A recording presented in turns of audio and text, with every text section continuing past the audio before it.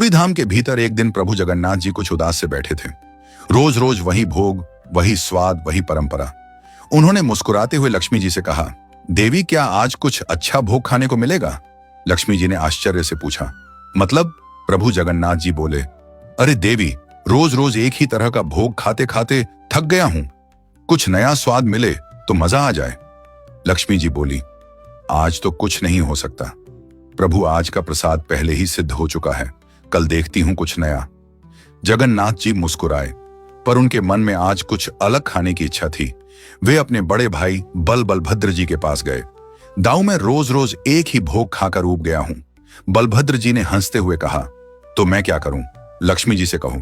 जगन्नाथ जी बोले, अभी अभी तो वहीं से लौट रहा हूं। उन्होंने भी मना कर दिया। बलभद्र जी ने हंसते हुए कहा, तो फिर क्या करने का इरादा है?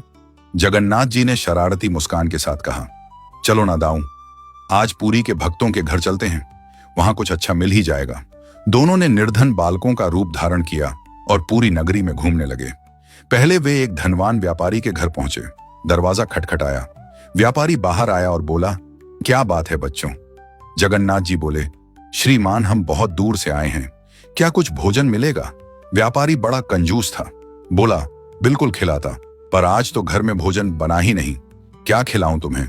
जगन्नाथ जी ने बलभद्र जी की ओर देखा और कहा, दाऊ, यहां कुछ मिलने वाला नहीं, चलो आगे।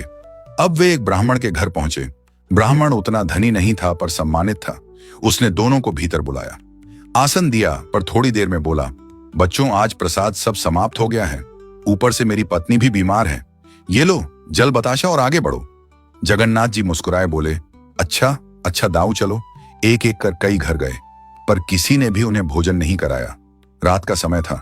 दोनों थके हारे और भूखे पुरी की गलियों में घूम रहे थे। तभी एक छोटी सी पान की दुकान दिखी। पान वाला बहुत गरीब था, आज उसके एक भी पान नहीं बिके थे। दोनों भाई उसके पास गए।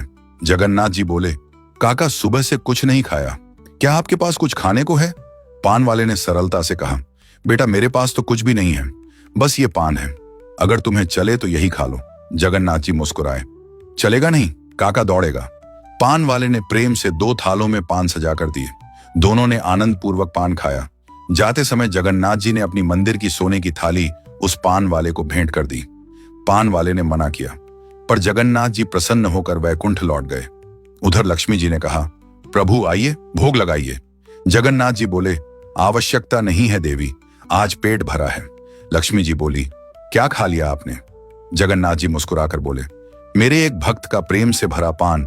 देवी लक्ष्मी जी ने कहा, धन्य है आप प्रभु, धन्य है आपकी भक्तवत्सलता और धन्य है वो भक्त।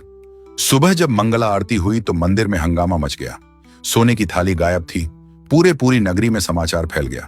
पान वाले के पास जब यह खबर पहुंची तो वह सब समझ गया, पर वो मंदिर नहीं गया, क्योंकि उसे झांत था प्रभु फिर आएंगे। उसके मन में लोभ नहीं, बस प्रेम और प्रतीक्षा थी। रात हुई, वो व्याकुल होकर बैठा रहा। तभी धुंधली रात में 2 बालक फिर से प्रकट हुए। जगन्नाथ जी बोले, काका, आज पान नहीं खिलाओगे? पान वाले की आंखों से आंसू बह रहे थे।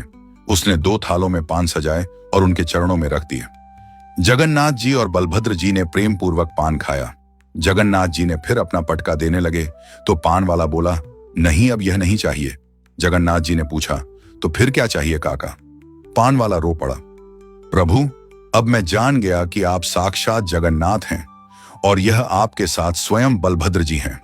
अब कृपा कीजिए प्रभु, मुझे इस संसार के चक्र से मुक्त कर अपने नित्य धाम में रख लीजिए। जगन्नाथ जी ने मुस्कुराते हुए अपना दिव्य रूप दिखाया। तथास्तु, और उसी क्षण वह पान वाला प्रभु के चरणों में विलीन हो गया। उसकी आत्मा सदा सदा के लिए प्रभु के नित्य धाम में निवास करने लगी। भक्ति में ना धन चाहिए ना वैभव, भगवान को चाहिए केवल प्रेम, सच्चा, निर्मल और निष्कपट प्रेम। जहां प्रेम है वहीं जगन्नाथ है।